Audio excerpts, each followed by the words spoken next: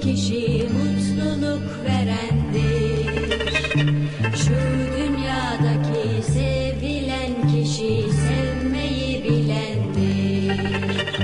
Şu dünyadaki en güçlü kişi güçlükten gelendir. Şu dünyadaki en bilgin kişi kendini bilendir. Bütün